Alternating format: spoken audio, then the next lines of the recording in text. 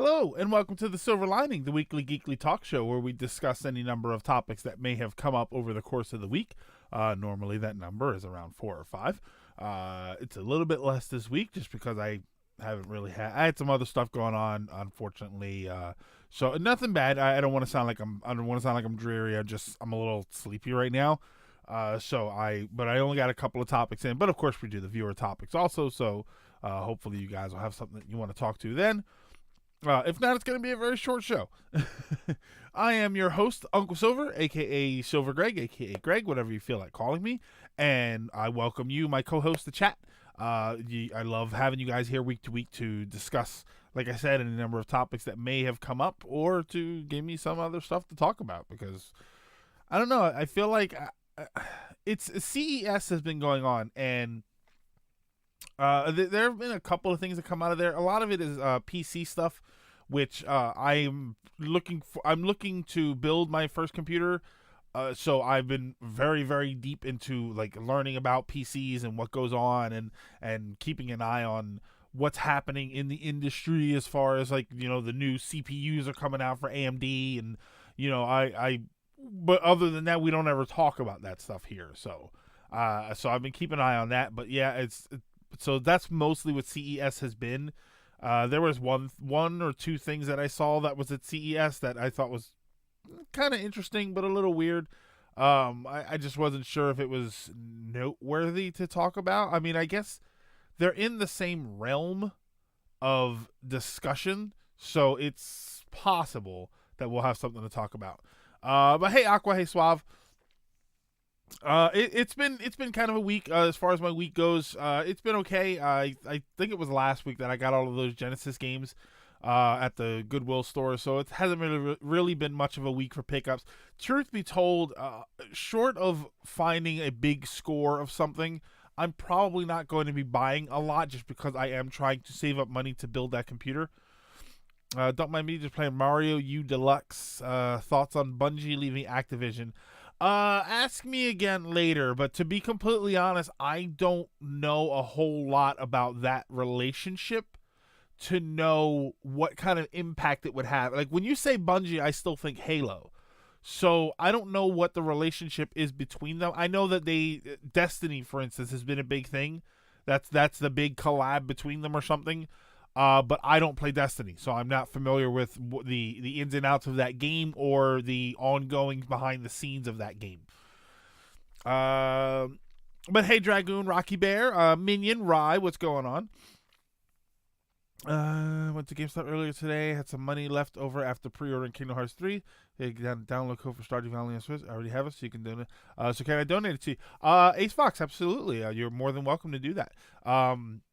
I think you're on the Discord. I think you can send a like a private message that has it on there. I would very much appreciate that. I would love to give that game a try. Afternoon, right? Waiting for my new emote to appear. Oh wait, Suave, did you sent one in for submission? I sent one in for when I first sent the Derposaurus emote in. I sent it in and it took forever before they finally got back to me. There he goes. But yeah, it's been kind of a week. I made an appointment that I needed to make, so I'm gonna have some work done. I have off work in a couple weeks, and I need to have some dental work done. So I'm going to the first Monday of the week that I'm off. I'm going to get my dental work done, so that'll give me time to recover. So I'm not looking forward to that. I can tell you right now that week, it's the last week of January. I can tell you right now that for at least that Monday, there probably won't be a stream, and possibly the Tuesday after. Let's just see how long it takes to recover. Super Thunderblade. Whoa, Super Thunderblade. What's going on? I haven't seen Super Thunderblade here in a little while, actually. Stardew Valley is amazing. Or Starred Valley. Or Stared, since there's only one R there. Stared Valley is amazing. Especially portable, in my opinion. Stardew. There we go.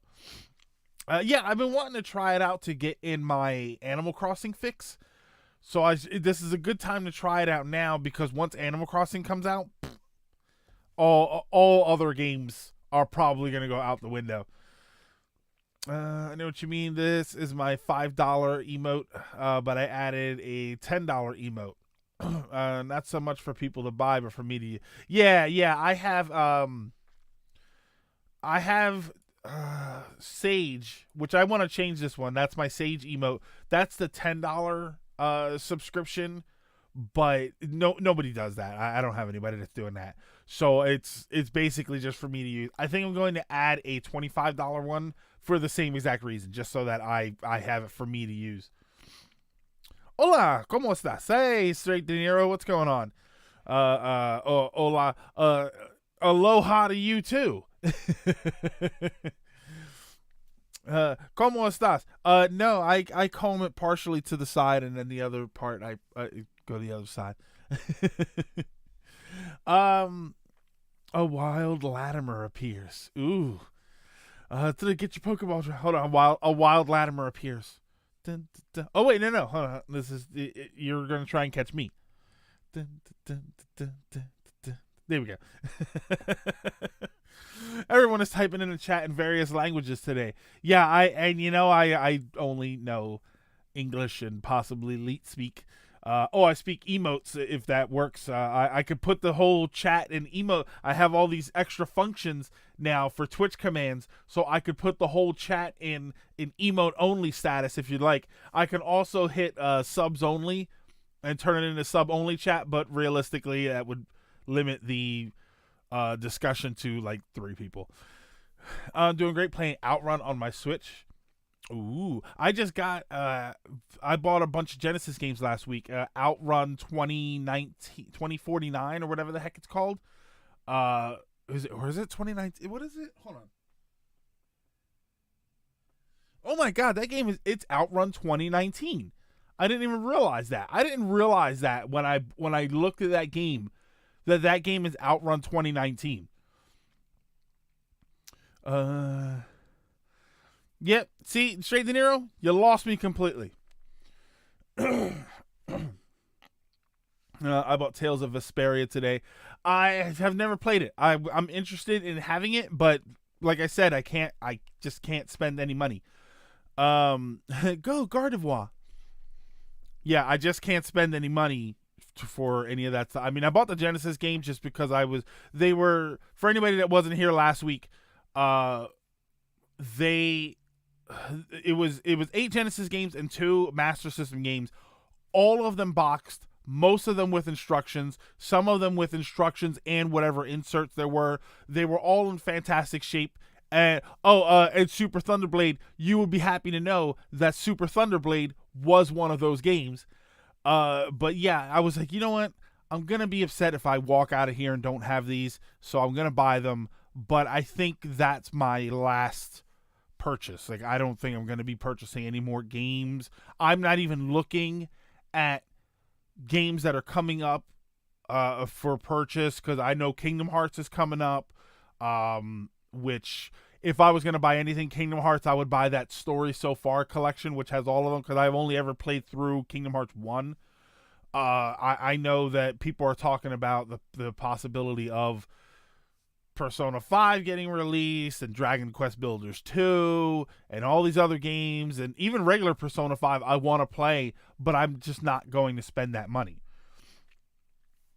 It's just, unfortunately, I just have to save up. I'll tell you what I did do. I went to Micro Center. Speaking of the computer, I went to Micro Center this week, which is the first time I've ever been to a Micro Center. And it's bigger than I thought it was going to be, judging by the name. Micro Center was fantastic, and it was super, super discouraging at first. I went inside, and it's like CompUSA, if anybody remembers that. So the name is a lie. Well, Latimer, I also go to a supermarket called Giant, and it's regular size. It's very disappointing. So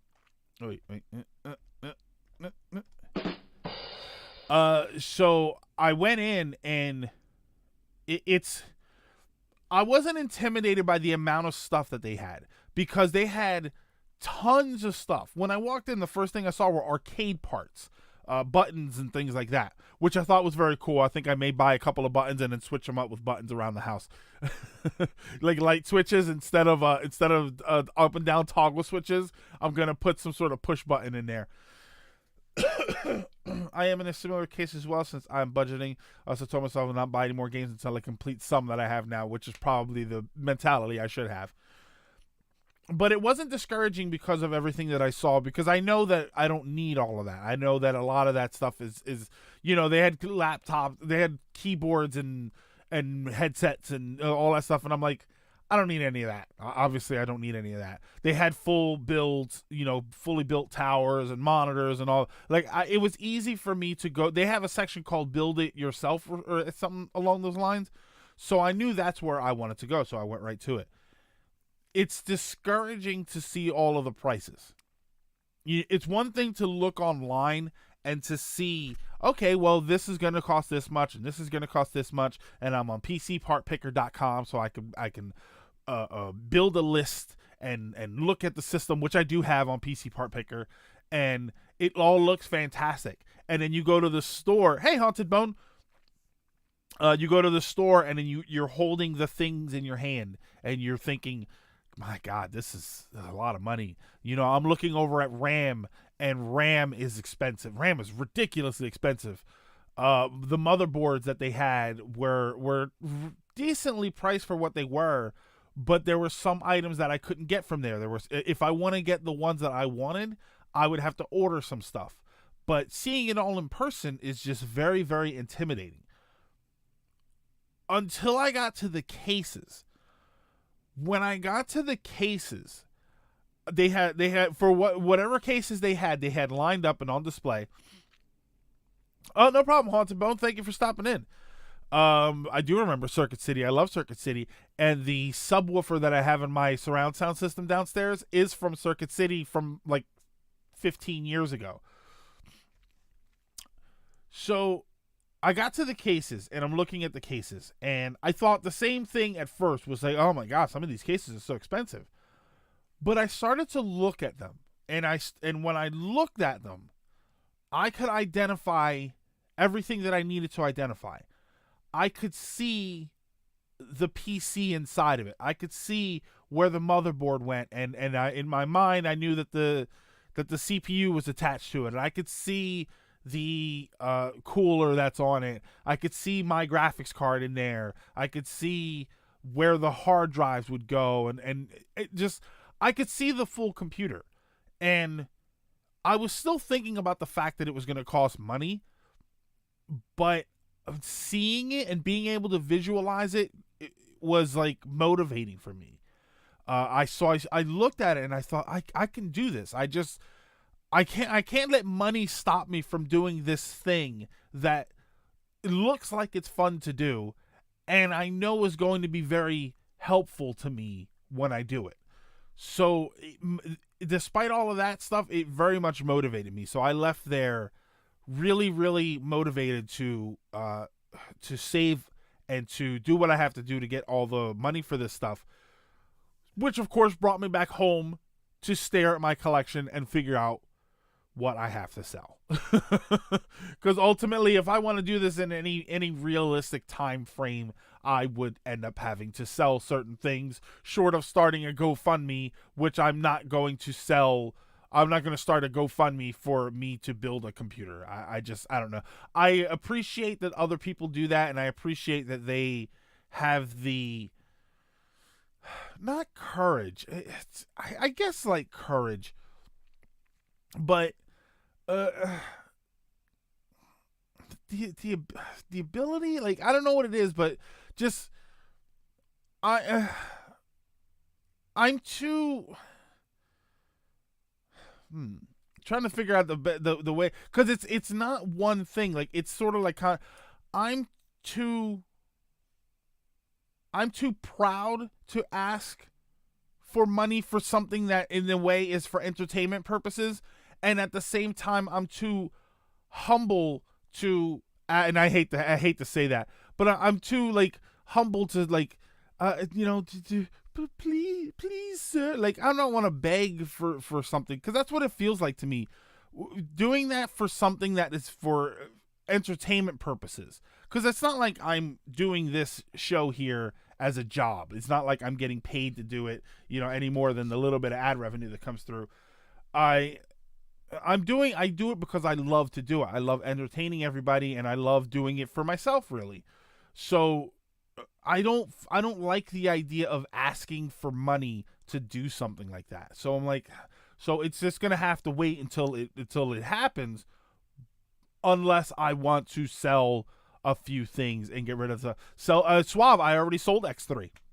I sold X2 and X3 to somebody a couple months ago. That I sold them for $200 for X2 and X3, and that money is sitting in my account waiting for the rest of the money for the computer. Yeah, it's already aside. I just simply feel uncomfortable to ask total strangers. See, here's the thing, Ace Fox. I'm uncomfortable asking anybody for money, total strangers or not. I would not be uncomfortable asking if I had a real problem. If winter just started and my heater broke and I was completely broke, I would have no problem saying, look, I'm uncomfortable doing this, but I have to do it. I need to ask for money to help me fix my heater so that I could survive through the winter. The idea of, hey, everybody, I would like for you to give me money so that I can have a computer. That to me is like, that's just, if it's fine if other people want to do it, but that's just not my style.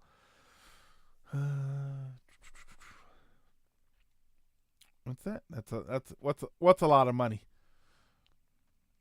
Oh, I found 2 NES games recently. Bucky O'Hare, that's a rare find. And Ninja Gaiden, Shadow Warriors around here. Oh, was it really? I always thought it was Ninja Gaiden everywhere. I should sell my X2. Yeah, I sold both of them, Suave, for $200. My Super Nintendo collection is, I have a few games in that collection that I could sell and then immediately afford the PC, assuming I could get what close to what their people are asking for them. But I don't want to. I think that's why streamers who have like donation goals have them set up mostly as like this money will go right back to you guys / the show, or something they actually need, like that heater situation you mentioned. Necessities, or putting more into what they do for their own. And that's the thing, Minion. The funny thing, why not sell Luigi's Mansion? The funny thing is, it would go back into the show. One of the reasons I want the PC is so that I can stream better. I can't stream at 60 frames per second. My CPU lags. I get a warning that my CPU is having a problem. I can't raise my bitrate. If I leave it at 720p, I have it at 720p right now, but 30 frames per second. If I have it at 720p, 60 frames per second, any part of my screen, I get dropped frames, dropped stream, and a CPU warning that it is being overtaxed. There was a time where we were lagging every time we got a donation, or every time like a bit donation or any kind of notification. If somebody followed, the stream would lag.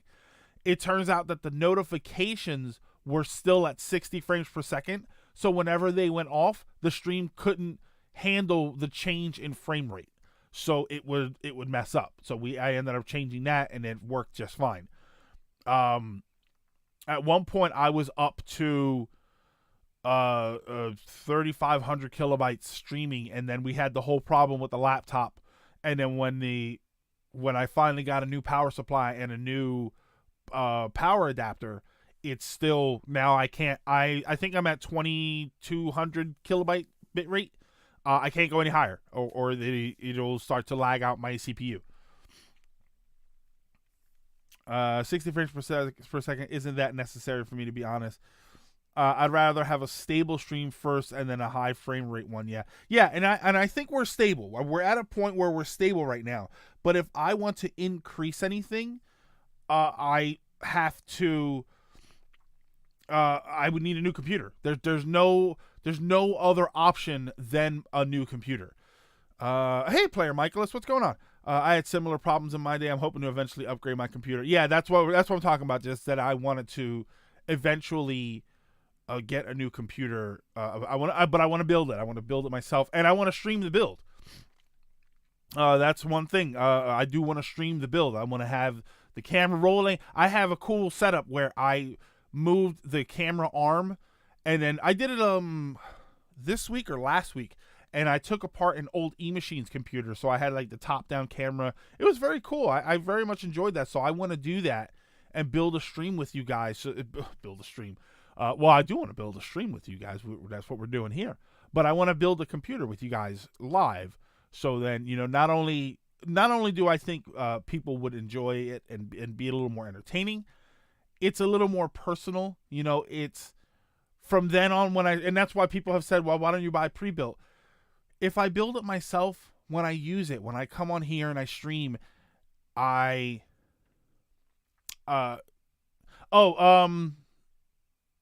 Bear, it lagged really quick. So you see right there, I dropped frames for a few seconds, it looks like.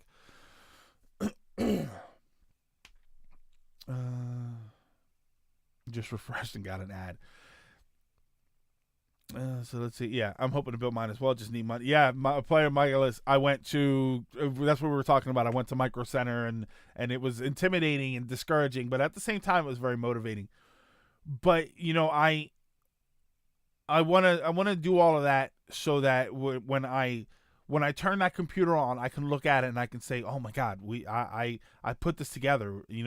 When you guys watch the stream, you probably won't really think about it that way, but you can watch the stream and think this is coming from a computer that we saw getting built, that we helped, because I'm going to ask you guys some questions. Possibly stressful depending on your knowledge of building. I have been following building videos for like the past few months now. I think I could describe every step of it. It's just a matter of doing it myself. Hey, Lizard. Does Best Buy sell parts for building a PC? Best Buy sells everything for building a PC except for cases, but they're very limited in their selection. So basically, you're going to build the PC out of whatever they have. And if it doesn't fit, then you don't have it. I'm in the process of saving to build it up. My uncle, who is in the Army, said he'd look at what they have and see if he can send me anything they don't need anymore to help me out. So for sure to be ready by the end of the first. Oh, so that's nice. See, that's cool. It's funny because one of my biggest choices was trying to figure out what case I wanted to build in. I took apart that eMachines and I looked at it and thought I could build a PC in this, but I don't want to build a sleeper PC. I want to build something that looks a little more modern. And it's got to have a window. It's got to have a window, and it's got to have an RGB fan, which the AMD Ryzen chips, the stock cooler fans that they come with, they have RGB in them. And, you got to have RGB because it looks cooler. RGB looks cooler than not having lights. So that makes the inside cooler, which is good for thermals. That's what the fan is all about. Who's getting ramen? Oh, going to get some ramen for lunch. All right, Sean, have a go. Enjoy. I went and got ramen on Wednesday. Actually, I went and got ramen, and then I went to Micro Center. Nice catch for having enjoy the rest of your day. Oh, later, player Michael. Let's have a good one. But yeah, so that was pretty much my week. It was. Now I'm just, like I said, I'm at a point where I need to look at my collection and decide what I want to get rid of. I need to figure out how I'm going to get rid of it. If I do it through eBay, they take a percentage. If I do it through a store, they're obviously going to take a large percentage. So it's very difficult. And I still am at a point where I just don't know how I feel about it. I don't know if looking at that gap where the game used to be will feel okay, or if it's just going to be disappointing. You have to make sure your motherboard and CPU are compatible. I thought I could use my old CPU, but I needed a new one when I replaced the board. Yeah, Hawk, if you go to pcpartpicker.com, you can build a computer there. It's an extensive website. They have everything that you need there.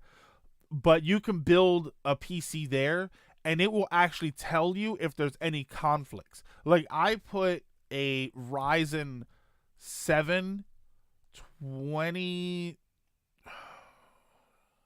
a Ryzen 7 1700, not X because I don't need to overclock. But then, oh, I'm sorry, no, it was the other way around. It was a Ryzen 7 2700, but it was a B360 motherboard, and it immediately popped up and said that the 360 motherboards require a firmware update before they'll accept the second generation CPUs. So that it immediately launched that conflict. So I changed the CPU down to a 1700, thinking I could get the old one for cheaper, but you really can't. If I ever get the money for a PC, I'm getting pre-built. I don't like the idea of my clumsy gorilla hand ruining something that costs that much. I've been meaning to ask, do you watch Review Tech USA? Not regularly, but I have watched it a lot. There are a lot of episodes that I've seen. We went to AVGC, a video game con or whatever it's called, up in Secaucus, New Jersey, and I remember that weekend. Rich from Review Tech was supposed to be he was supposed to be there, and then they said that he had canceled because of an illness. I'm in the hotel and we're up on like the 4th floor, and I'm looking down and I see him there. I'm like, that's Rich from Review Tech. What the heck happened? And I on his Twitter or something, I forget where it was, he had said that for some reason the website listed that he wasn't coming, but he was there. And I got tired of the repetitive content. Oh boy.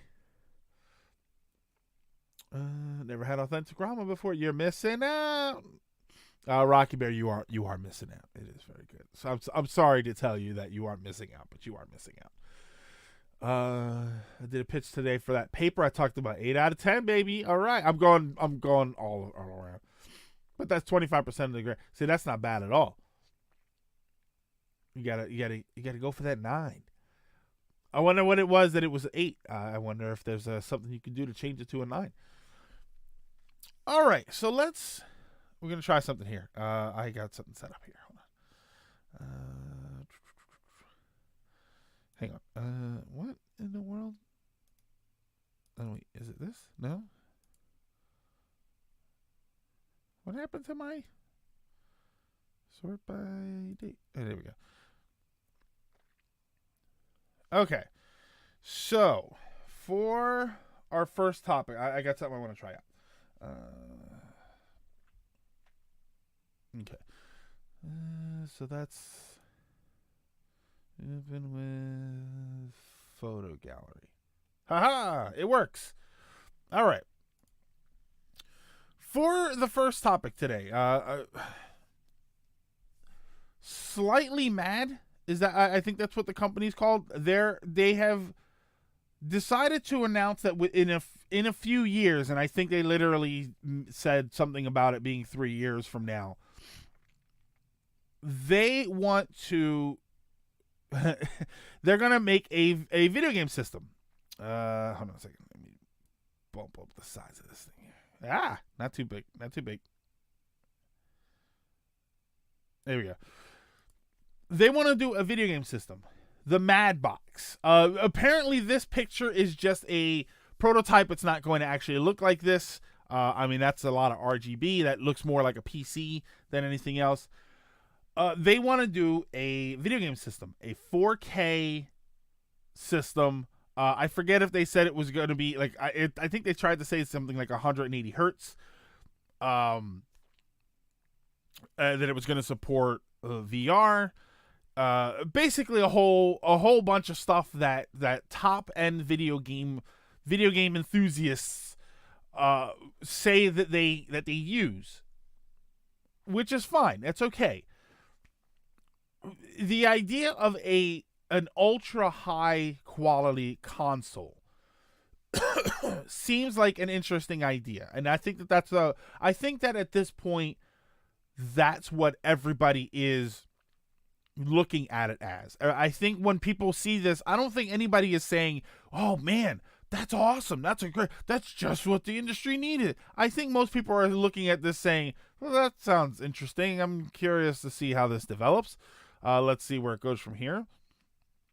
So one more competition for Nintendo, Sony, and Microsoft. That would be interesting. See, exactly. That's kind of what everybody's saying. Like, oh, that's interesting. Here's my issue, though. I honestly don't think that this thing would sell very well. And it's because of one primary issue that I wonder if, obviously, I would need to see the price point. But I think the main issue is there even a market for this? I honestly don't think that there is a market for this kind of system. And I'm not talking about the fact that the industry is relatively bloated. Right now, there are 4 major video game systems going on. I don't think it's going to directly compete in the market. I prefer it as a high-end premium device. Okay, see, Super Thunderblade. This is sort of where we're getting. There are 4 major markets going on right now for gaming. You have the Nintendo Switch, which is essentially conquered the handheld market and is I'm going to be driving to get to work to get to ramen. Oh, Sean! Oh my God, it's so retro right now. You've got the Nintendo Switch, which is the handheld system. This is the portable world is being dominated by the Switch, and then there is also a home console market share that goes to the Switch because of the first party games and the fact that it's obviously not as powerful as the other 2, or as the other 3, but it's still good. It's still good enough to play, especially when you look at the surgence of retro games, of retro style indie games over the last few years. Obviously the Switch can run them very well, so there's no problem with it. So as far, yes, you're not going to be running games at 60 frames per second, 1080p, or even 4K. Like, you're not going to do any of the things that the pro systems are doing. But when you're talking about games like Iconoclast, when you're talking about games like Celeste, these games, they don't need all of that. So they work perfectly fine on the Switch. And if that's the sort of game that you like to play, then the Switch is perfect for you. You have the 2 higher-end systems, higher-end console systems, the PS4 and the Xbox One. They're the ones that go head-to-head with each other. They fight for market share, and a lot of the time it comes down to first-party games and certain other features. But I don't know. It's your choice as to which one you like and don't like, or which one you like or don't like. Most people seem to like them both. It's just they like one more than the other. Totally understandable. The 4th system is PC gamers. PC gaming, it goes phenomenally beyond console games at a phenomenally beyond console price. That's one thing that always drives me crazy with the whole PC master race thing, where why would you play console games where the PC's so much better? Because I can't get a PC that plays games like the PS4 for $300, but I can buy a PS4 for $300. Because it's not like if you build $1,000 system, you get games for free. You're still buying games for $60 like the rest of the people. Your system is obviously going to be a lot better. So this Mad Box, you would need a corner of the market that is not necessarily untapped, but is unsupported. You don't actually have that, because anybody that wants 4K gaming at 180 hertz most likely has a very decent gaming PC. They have access to this. This is why I say the price is one of the most important things. If you can give everybody all of that for $300, if the Mad Box comes out and it's $300, people are going to jump all over it. But I don't think that that's going to happen. I see that system being $500 and $600 in today's market. You're also talking about 3 years from now, where 4K gaming you may be able to build a $300 PC that runs 4K games. Some PCs now for lower prices with used components could probably run 4K games. So there's no market for all of this. There's no market for this system, which is why I don't think it can possibly succeed. There's no one here. There's no one around. See, it's one, like, for instance, if you were to say, the reason the Switch does so well is because someone can say, man, I love the retro games, but I also love modern games. I like playing Doom. I like playing stuff like Battlefield. If only I could get that kind of quality gaming, or even close to it, on the go. Most people will accept the fact that, okay, well, I'm obviously not 60 frames per second, 1080p, blowing everything out of the water gaming when I'm on the bus on my handheld unit, unless the handheld unit is this friggin' big. So most people, even the ones that want higher end stuff, they're willing to make concessions and say, okay, well, it's only 30 frames per second. That's totally fine. I'm playing a handheld. That's great. There was a market there that was not being catered to. The market existed, but there was no supply to meet it. So the Switch is doing so well because that's what that's for. There's no market for this system.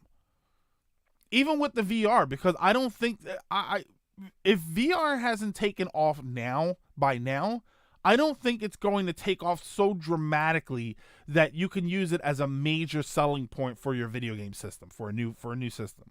I just don't. That's like telling people you can game in 3D with this system. Like, the whole 3D thing went up and dropped very quickly.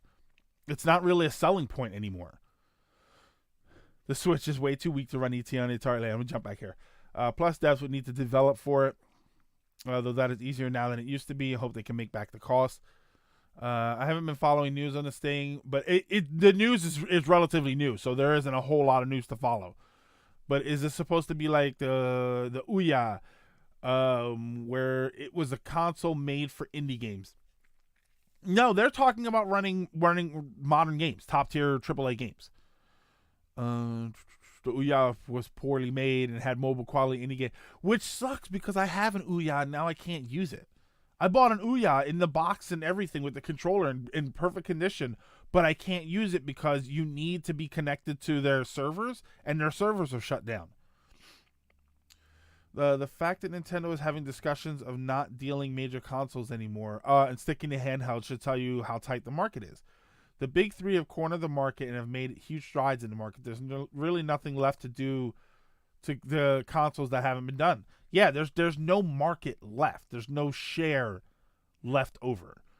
I think Nintendo was talking less of current plans and more that if consoles disappear. Oh, okay. Yeah, I know there was some speculation over what exactly Nintendo was saying with that. I think people have misinterpreted the statement. They're purely saying that they're thinking about if such a future were to come where consoles die, we're ready. Yeah. What I took from that was that they would continue to make handhelds. Yeah, that connect to TVs. Yeah, hey, Mr. Sonic. Yeah, I don't think we talked before about where I think the market could go, and in my ideal world, this is where I thought this is where I thought video game systems could go, where the market could go, at least for the immediate future. You've got Nintendo doing perfect. They've got a console that is, I would say, slightly above mid power. It can run some of the more modern games, just not at the ultra highest settings. But you can also take it on the go, so it meets that market. That's no problem. It's easy to meet that. The real contention is, and again, this is my perfect system, my perfect video game ecosystem ideal. Sony would take the home console standalone unit market. That they make their 4K strong gaming system. It's still a console. You still buy the one unit and that's it, and you buy games for it. They would run that market. Microsoft converts Xbox to a more PC comparable setup where you sell Microsoft Xbox branded PC towers. They sell for $500. They come with the kinds of parts that would basically give you an Xbox. And then you have the ability to upgrade them. just like a regular PC. But the fact that it's Xbox branded, I think will drive a lot of people to it. You make you're not necessarily proprietary parts, but you make it so that there are certain parts that will be branded with the Xbox logo that say optimized for an Xbox system. You offer people the ability to buy the system with either a controller or with a mouse and keyboard.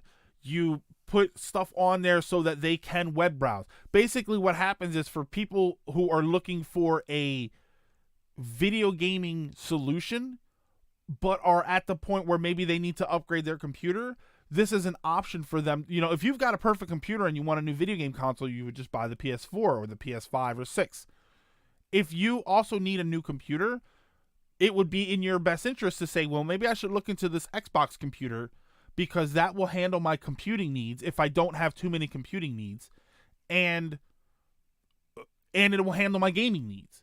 Because some people, that's not going to work for everybody, and that's the thing. And then you would have the PC ecosystem as it is now, because the idea of an Xbox branded computer won't sell for everybody, because some people need their computer to do more. These Xbox computers would basically be gaming systems, but gaming and a workstation are two different kinds of computers. So you have a lot of the top end streamers, even the mid tier streamers, have two PCs, one for streaming and one for gaming, because they have different requirements. So it would be even in the top tier interest, even at a higher tier streamer's best interest, to buy the Xbox computer for their gaming and then still build a regular system for their streaming purposes and their workstation purposes. That ecosystem hits everywhere that it needs to hit and provides an easier experience for anybody in the system. And then, like I said, you would obviously still have for the people who want the super high end, they want the new graphics card once it comes out. They need 8 cores for gaming for some reason, even though your graphics card is going to handle all of that. Those people would still have their ecosystem. And then the Xbox will never need you will never need an Xbox 2 gaming PC. When the new CPU and motherboard combo comes out, you go and you buy it, and then you drop it right in. You create an internal that makes it easy to say, okay, I just remove it and I put it in. BIOS are provided by Microsoft. Obviously, you get a copy of Windows when you buy it. There's a version of this that is beneficial to Microsoft, and they have the infrastructure to make it work. If another company tried to do this, they would have to put so much together that it wouldn't be viable for them.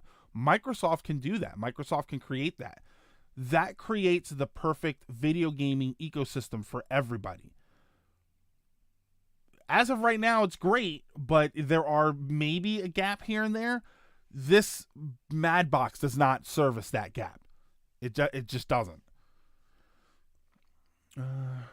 Brand recognition helps build confidence in purchases, or at least forwarding about what to expect. Yeah, Dragoon. Yeah, exactly. When you one of the reasons that people love Apple, even though half of those devices are terrible, is because there's brand recognition, and B, they know that there is a network of people that they can go to for help if they have a problem. Not just Apple, but Apple consumers. One of the things that, who was it that mentioned it? They're afraid of building a computer because they don't want to destroy it. I think a lot of people do that. I think we're still at a point where a lot of people look at computer towers, they look at PC towers, and they see everything going on, and they think, I cannot mess with that. So what if the Xbox computer was an introduction to that for everybody? The Mac, what the hell was it called? The iMacs, the single screen, the monitor that had all the computer stuff built in.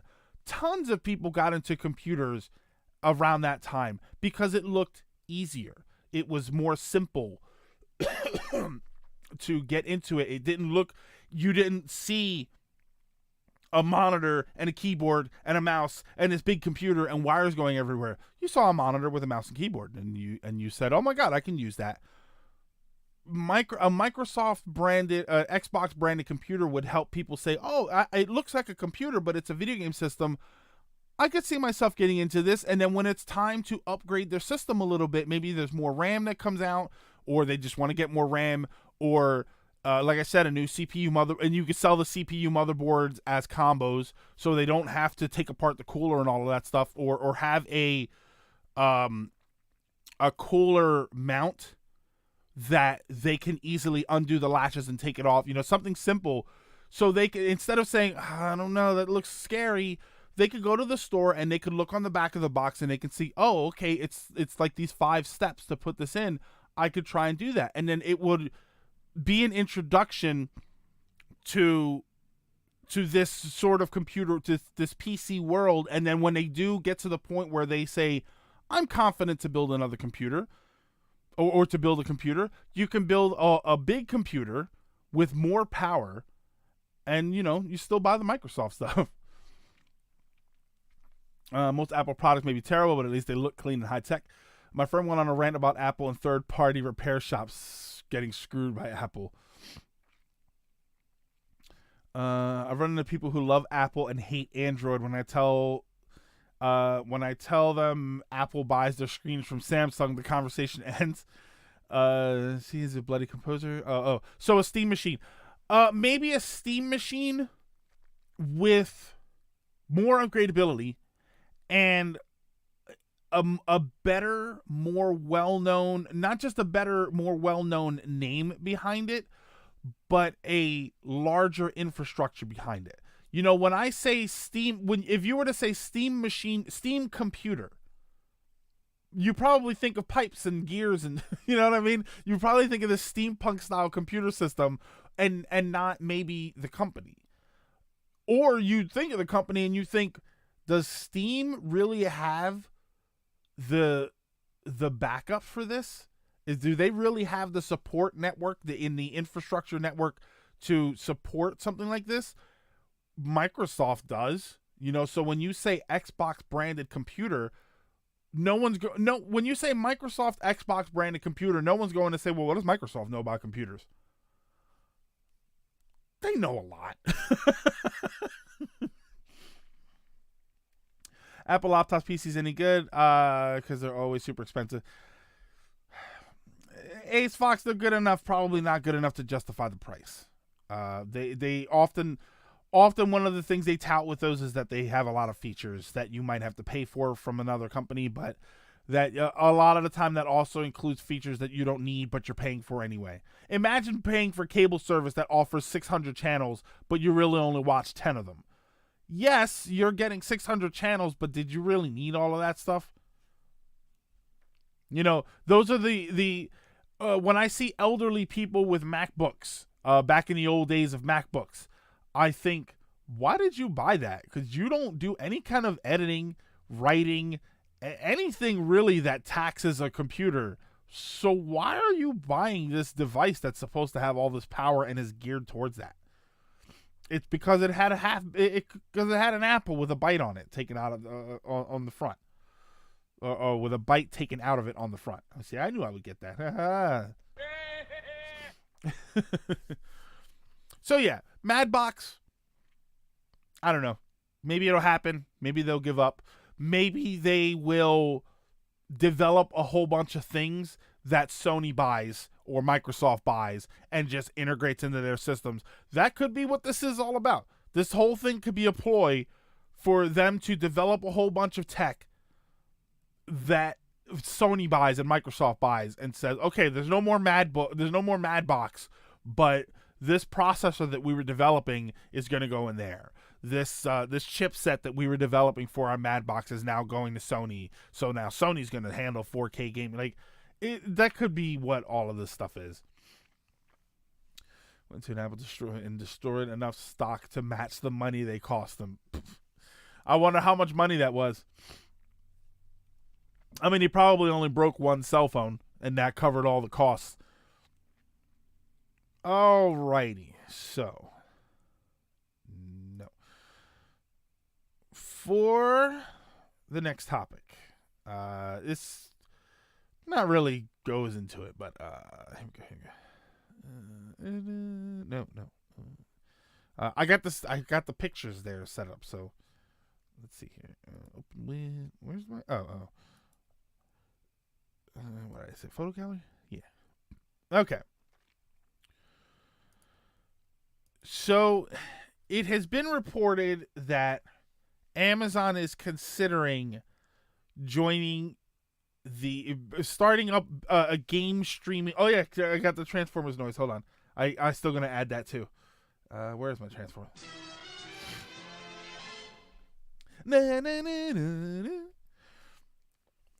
So Amazon is reporting that, or at least it is being reported that Amazon is considering a game streaming service, which is sort of like Netflix for gaming. So basically, you download the game, and their system handles the processes of the game, and then you play the game. I hate the savage entry level work loop. Which loop is that? What did I do wrong? Amazon. Okay. So Super Thunderblade. I thought the same thing you just thought. Game streaming. Apparently it's not. I at first I thought that too, and maybe I'm getting this wrong. Maybe I had it right the first time, and now I'm getting it wrong. I think what they're saying is a sort of like PlayStation Now. It's where you buy the games and you play them from their servers. I think that's what they mean. It's like a Netflix style service, but for games. You own access to the games, but not own the games. Sort of like how with Netflix and with Amazon Prime, you don't own the shows. You get to watch the shows that they have, or then you can then buy the shows so that you do have them. Entry-level jobs won't let people with no experience apply and rather have experience. Oh, yeah.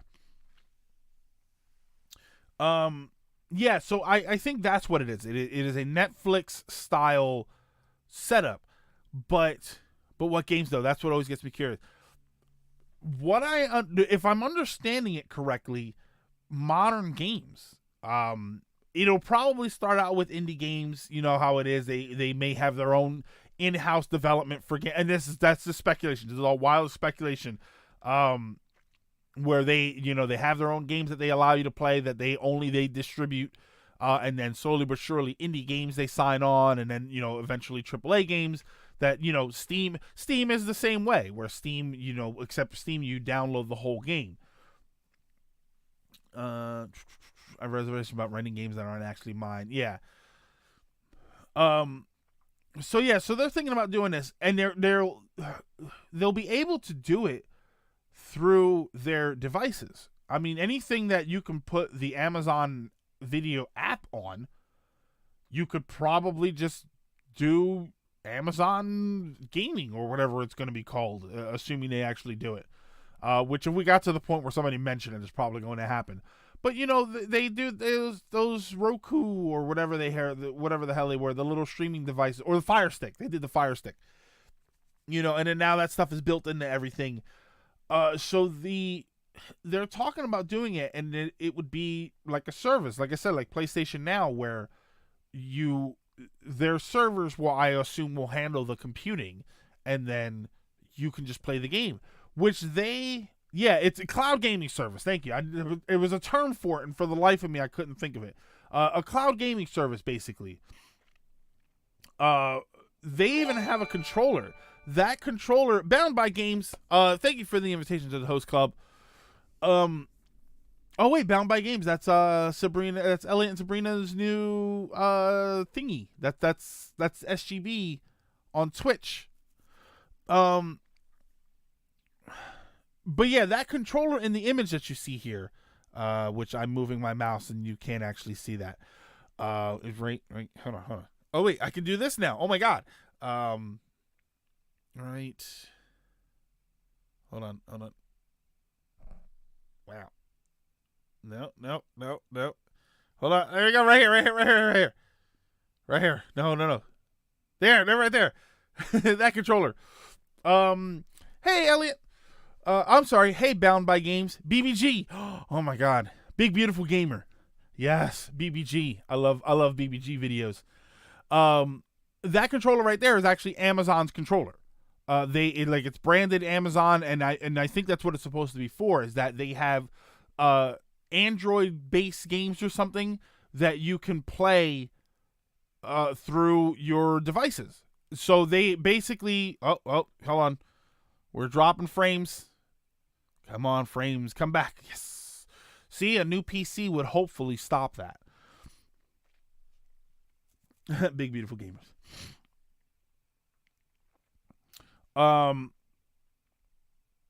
So yeah, that's the idea, is that you would be able to. The controller in the photo looks like a Switch Pro controller. Yeah, no, it's an Amazon controller. Here, let me bring it up to make sure I didn't add the wrong controller to the picture. View. Hang on. Oh no, you know what? I can do this. What's this? I forgot I can do that. No, move it. No. Okay, that's too far. Yeah. There you go. Yeah, that's Amazon branding. I think that's a controller that they sell now. That's not like I'm just making that up, or I did that in Photoshop. If I could do that in Photoshop, I'd probably have a job in that sort of work. Yeah, it kind of reminds me of the Steam controller. I think it looks like the Switch Pro controller, definitely. Stop corrupting my fragile little mind. If you want to corrupt your fragile little mind, we got gifts for that. Hold on. Yeah, it's Amazon's controller. So they have a controller for that. No, Ace Fox, that's something else. I don't know what exactly that was. Wait, now I see a Pro controller. Yeah, I found that picture. I think that was something that they might have released before, but I put that gaming picture together just because. But yeah, so they have a controller for it. So there's sort of a system in place for all of this. They have a premise for doing this. I think the idea is just that they want to move into more modern games, AAA games, games developed by other people. This is interesting because this is sort of the same thing we were talking about with the previous topic with the Mad Box. If another random company doing this might make you wonder if they've got the background to back this up, but Amazon clearly does. If the Mad Box, you wonder if Slightly Mad has the ability to support something like this. But if Microsoft were to do something like this, you would think, okay, they are definitely going to be able to do it. If another company just randomly came up and said, hey, we're going to start a streaming service, you would think, who the hell are you? What are you doing in my house? But when Amazon says it, you know that they have the ability to do it. You know that they have the devices in your house that will handle it. You know that they have the apps that will handle it, because you've obviously got Amazon. You've got Amazon Video. They could very easily say you can get this for $5 a month if you already have Amazon Prime. You have a built-in user base that numbers very, very high for Amazon TV has games. Yeah. So imagine just changing it so that they are, instead of just playing the Amazon TV games, you're playing third-party games from reputable companies. You're playing indie games. You're playing Cuphead 2 on your TV because it's on Amazon Gaming or whatever. I'm just calling it Amazon Gaming because they'll probably come up with a better name for it than me personally. If they come out with some sort of system, I would hope they call it the Snoo. But that's neither here nor there.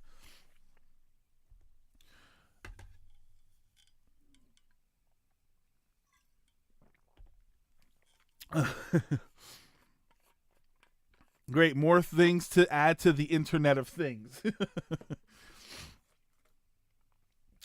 Amazon is pretty much in full control and are very capable of pulling this off. Hey, I'm a samurai. What is going on? Welcome. Hey, Daddy. Oh yeah. Oh wait. I got something for that. Yeah, that's what we're talking about. Oh yeah. Meow. Hey, Sagers. Amazon TV game. Well, Amazon TV games is just ports of mobile games. Now, here you go. I got a question for you. What happens when Amazon, instead of Amazon TV games, you're getting ROMs of retro games? You're getting the Nice Totoro. Yes, he is. Or were you talking about me? Did her bra just explode? Okay, Rocky Bear, you said that her bra just explode. I'm gonna cut you off right at the word her. I'll leave that on just for you.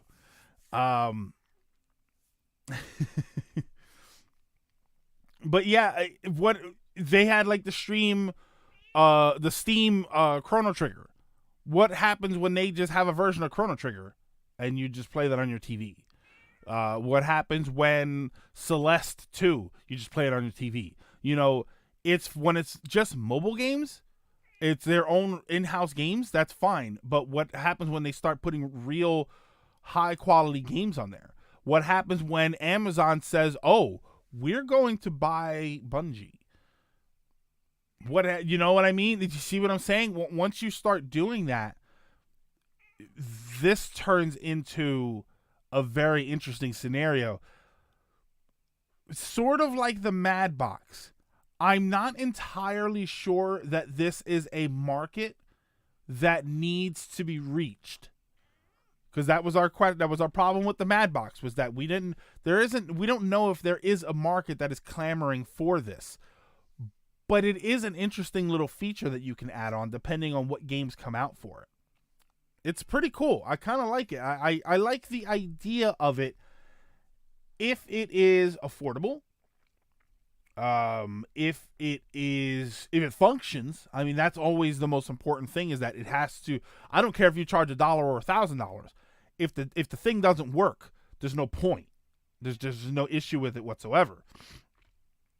Excuse me. Definitely growing potential for Amazon. They're smart and taking advantage of multiple markets. I wonder if they'll get to the point where people are sick and tired of it. But yes, they are. When people talk about Disney, people have talked about Disney for a long time now, talking about how Disney is the sort of taking over the world in a sense. You know what I mean? They bought, when you talk about movies, sci-fi movies and stuff, and they have taken over Marvel and Lucasfilms, and they've got Star Wars under their belt, and you see all of this stuff. Will it become a monopoly? I don't know that it would become a monopoly, but that's how people see it. People look at Disney and say, "Oh, Disney's just buying everything." I wonder if Amazon would get to that point where Google was doing it too, where Google's buying up everything. So I wonder if they would get to that point where people would say, I'm not going to support it now because Amazon's buying everything. So it's a question of what they do, whether or not they do it, how they do it, how they support it, and how they push it onto other people. If it's just extra, that's fine. If they turn it into some sort of mandatory thing, like you have to absolutely do this, that's a little bit different. Disney needs to stop. Lizard, Disney only needs to stop if they start doing wrong things with it. That's my biggest problem with the whole Disney. When Disney bought Marvel, everybody made the jokes about Spider-Man versus Mickey Mouse. Here comes that movie, which I would probably watch that. I mean, that's Kingdom Hearts if they put a Marvel world in it. Everybody made those jokes. And then what did Disney do? Marvel Studios started making movies, and Disney said, here's the money. We don't do what you need to do. We're not going to have a hand in it. We're not going to manipulate everything. We're not going to turn it all into kid-friendly stuff. And Marvel movies have probably been the highest grossing movie franchise possibly ever. They own it, but they are not Disneyfying everything with it. Star Wars is sort of similar, but Star Wars, the world behind the world in Star Wars has a whole bunch of problems that I don't think are related to Disney. There's stuff about the people that are in charge that are trying to change the world of Star Wars as we see it, and that is becoming an issue. But that's not Disney. Disney is not the one saying, change all of this stuff, and people are mad at Disney. There is stuff in the Star Wars section of management that is the problem. There are plenty of videos for that, so you can look that stuff up. I think Amazon will surpass Google, no doubt, because they move fast. That is Amazon's biggest strong point, is that they are very fast moving.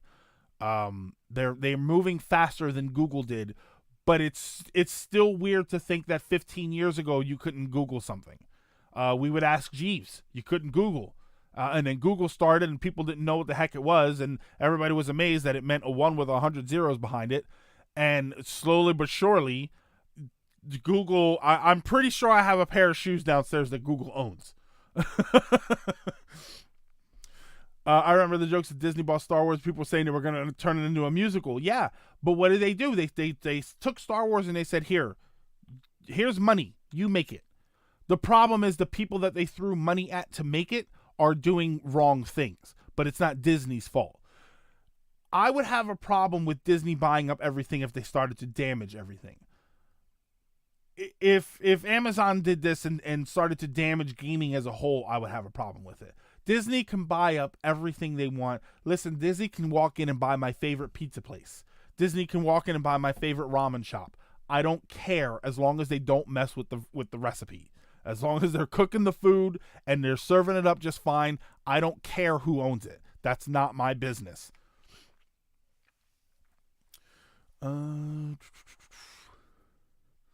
Yeah, Disney has the resources and funding. Yeah, just like Amazon does for this. I just find it kind of tiring that Star Wars is being milked so much. From a marketing point, it makes complete sense, but it's at a point where there's a new Star Wars film. Well, they have, the plan was to make a Star Wars movie every year for the first 6 years. Like that was the plan. I don't think they counted it on getting as tiring, but I think part of the problem with that is the quality of the movies is not as good. So now people are getting, no one has complained. To me anyway, I have never heard anybody complain in the past 10 years about an overabundance of Marvel movies. It's because those movies that are coming out are great. For whatever reason, whether they're high action or whether they're funny, they are great movies. Star Wars got 2 movies into it, or 3 movies into their 6 movies, and people were already complaining. But that's because The Force Awakens wasn't as good as everybody was expecting it to be, because it was essentially New Hope again. Rogue One was great, but at the same time that it was fantastic, it didn't completely feel like a Star Wars movie, but I'm okay with that. But then Last Jedi came out, and it was, for lack of a better term, it was kind of a disaster. There were a lot of problems with it. And then the Han Solo movie, I love Han Solo, and I still haven't seen that movie. I just have low expectations for that movie, so I haven't made the effort to see it. Yeah, look, I don't like the new ones except Rogue One. Rogue One was great. It didn't totally feel like a Star Wars movie, but it was still a great movie. I think as well as the purchase of Marvel, we've gotten some very good extended universe material, but at the cost of making everything else before that non-canon. But Bound, when you say everything before that non-canon, because it doesn't eliminate the comic books, the movie universe, Marvel Earth 99999, which is what the Marvel movie universe is, the MCU, is separate from the comics. So it's not like it's removing the comic stuff. As far as previous continuity, do you really think the Daredevil movie and the Elektra movie need to be maintained as continuity? They don't. Amazon just has better ideas and integration. Yes. For example, Google's Alexa competitor. They were late to the bandwagon. Yeah. I want to get one of those just to make it call me weird things and look up weird stuff. It's like, hey Google, look up giant anime boobs. Disney has already made more Star Wars movies than Lucas did in 20 years. I'm a bit tired of Marvel movies. Have been for years now. See, yeah, I'm not tired of Marvel movies, but I'm definitely not as excited as I used to be about Marvel movies. I think Rogue One really felt like a Star Wars movie. See, yeah, I don't know that it felt like a Star Wars movie to me. It felt like a movie that took place in the Star Wars universe, but it didn't feel like a Star Wars movie to me, but it was supposed to not feel that way. So I think it worked very well. I think Force Awakens was good, but The Last Jedi felt like it didn't know what it wanted to actually do and didn't throw anything out to be more for Last Jedi. Better than Last Jedi, in my opinion. Last Jedi had a lot of okay ideas, but a few things just took me completely out of the movie. So I was like, nope, I can leave it behind. Rogue One was good, but it felt like it wasn't needed. It's just there. Well, it's supposed to just be there because it's a standalone movie, but when you get to the end of the movie, it definitely felt like it should have been there. I won't spoil that movie for anybody. I will say go and watch it, and then go and watch New Hope. Since Nintendo is basically the gaming version of Disney, do you think there's a possibility that Disney might buy out Nintendo? No. Nintendo is a ginormous beast all on its own and will never, I can't say never, but for the foreseeable decades won't go anywhere. My new emote is through. Kirby with a knife. I love it. I love the Kirby with a knife. Oh, I love that. Everybody go sub to Suave so that you can get your Kirby with a knife. Oh, Linux Cast. Yeah, sorry, Linux Cast, you are late, but we're still going strong. Google isn't going to call you daddy. Google is definitely going to call me daddy. Wow, the land of make-believe. Well, that sucks. Nintendo's a juggernaut. They'd have to mess up pretty badly for Disney to take over. Yeah, pretty much. Getting the plugs here.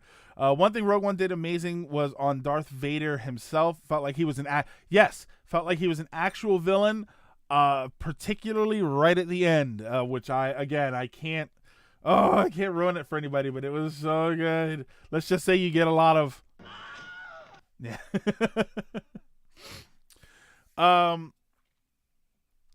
You owe one for that plug. Wait, oh no. Okay, yeah. I think that back to the original topic, because we could talk about Star Wars and Disney and we can do all that forever. I think that the idea of an Amazon gaming streaming service is very interesting. Since somebody mentioned this, I actually was wondering this.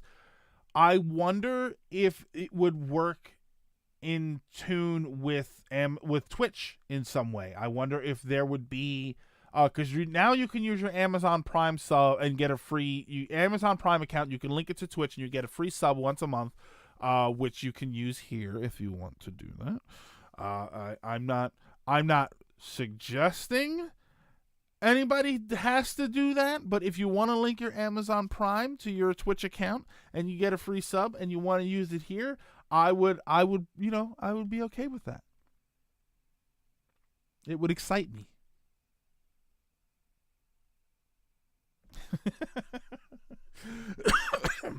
Sorry. But yeah, I wonder how that would integrate. Do you get money from Amazon Prime subs? Yeah, not as much as a regular sub, but it's I think you get like $2.50 or $3 per $5 sub. I think Amazon Prime subs, it's like I think it's almost the same thing, but just a little bit less. Where it's like if you got $3 for a sub, you got $2.50 for Prime sub. I think it's something like that. It might actually be the exact same thing. If they didn't make it coincide with Twitch, that'd be a huge yeah, I wonder if they would tie it into Twitch more heavily, so that if you are streaming Twitch gaming games, you get a bump or something. You know what I mean? I don't know. I guess it would just be, honestly, if you pay for Amazon Prime, because if you pay for Amazon Prime, you get a free sub that you can use once a month. If you pay for Amazon Prime Gaming, maybe you get 2 subs that you can use once a month. So every month you can have 2 different accounts two different channels that you go to, and you drop them there, or you can drop both subs on one channel. Or how about this? There's a $5 sub and a $10 sub. Why not? You can use 2 $5 subs somewhere or one $10 sub somewhere. We would get our first $10. I don't think we've ever had a $10 sub here.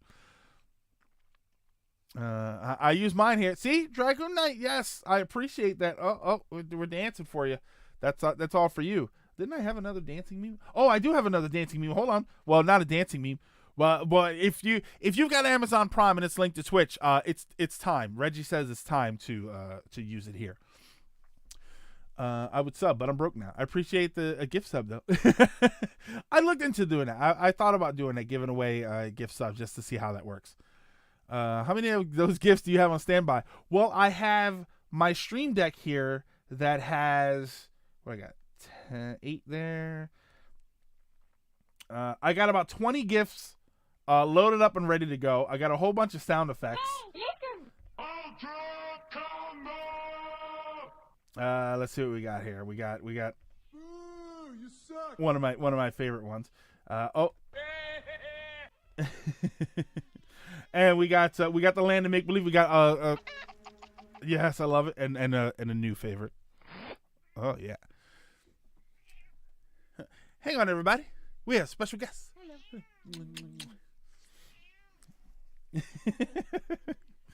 Meow. Well, 2 special guests because Sage ran in here and meow. And now he's under the desk like meow. Meow. How was your day? Better. Good. All right. Have you ever had one of those days where you have a problem and then it fixes itself before you have to be the asshole? Uh-huh. Nice. Reggie is an amazing specimen of a human. He's too good for this world. Wait. Hold on. No, we'll bring him back just for you.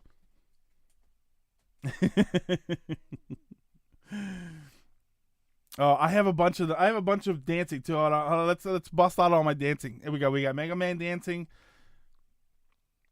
We got Farley dancing. Who else do we have? We got Reggie.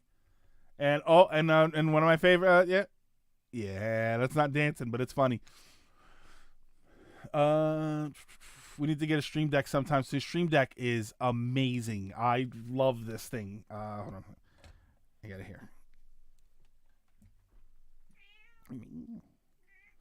Yeah, this thing is unbelievable. It's so great. I know there are people that have 2 of them. One of the things that if you saw Elgato just released lights, they have these key lights which look spectacular, and they're $200 a piece, and I would need 2 of them. So another dream for the pile, but they are amazing. But they'll work through your Stream Deck. You can set your Stream Deck up to run the lights. GIF of John doing the default Fortnite dance. If you send it to me, I'll throw it on here. Elliot Dab. We need an Elliot dabbing GIF. Dr. Gibbs, I have one of those. An Elliot dabbing GIF. It's shaped like a little trash can, and I keep it on my desktop. So I haven't encountered Reggie on the battlefield in Fortnite. No, but I've been to Reggie's creepy house in Animal Crossing New Leaf with him in the basement. It's so tiny. I know it's nice. It's very small. It's very tiny. I do like it though. All right. So that is it for the Amazon Stream Deck, or Amazon Stream Deck, Amazon Gaming. So now the question is, let's close this up. So the question is, do you have any viewer topics? Is there anything that came up that you guys would like to discuss? Obviously, it could be anything. If you have questions for me, that's totally fine. Without being too personal, but at the same time, don't be afraid to see how personal we can take it without being gross. If you've got just stuff that came up over the course of the week, Bungie and Activision splitting up. That's somebody else was asking me about that earlier. My problem, my thing about Bungie and Activision, and I mentioned this earlier, I don't know enough about their relationship to know what it means to the world. You know what I mean? I don't know what limitations we were facing because they were tied together. The only thing you're going to tell, because a lot of people are saying Destiny. I've never played Destiny. I've never had an interest in Destiny. The only thing you're going to tell me include the word Bungie is, when are we getting a Halo that is completely made by them? Please put Halo in somebody's hands that can handle it, because I keep hearing that the Halo has not been the same. That's really all I care about. Yeah, I honestly just don't know enough about their relationship to know. I saw the news that they were splitting up, and I'm like, I don't know what that means. I don't know. You know, if you told me that, like when Nintendo and Squaresoft sort of parted ways, I know what that meant. I know what the implications were for that. I don't know what it means for those two companies to not be working together anymore. Boobs or butt? Boobs. I think I'm a boob guy. I think I'm boobs, because if I see a booty, I've got to have the thighs to go with it. Otherwise, it's just not the same. Look, Beth just popped her head and she's like, but it's true. Ooh, pretty cats. Sister cats. Ooh, salt and pepper. Black and all white. Salt and pepper. King in winter. Oh. But yeah, if you're gonna, I don't like the pictures of the girls with they've got relatively average size features. I say average, but then they've got the big butt, and it's like, it just doesn't look like it belongs there. You know, I need everything there. It's got to be all in the package. Give me the where the thighs meet the stock. Oh yeah, there we go. Now we're talking. Yeah, hold on. There we go. We got a gift for that. So let's see here. Oh yeah, the thighs. Topic.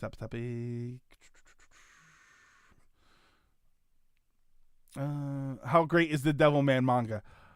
You would have to tell me, Lizard. Topic: do you think Disney is ever gonna make some of the non-canon Star Wars stuff canon again?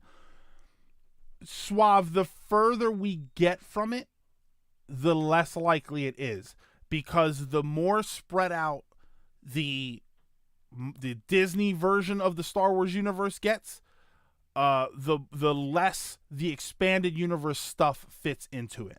What I do think is going to happen is that we are going to start, like we should have gotten for a while now, we're going to start getting more Star Wars universe stories that are not Jedis and lightsabers and Sith.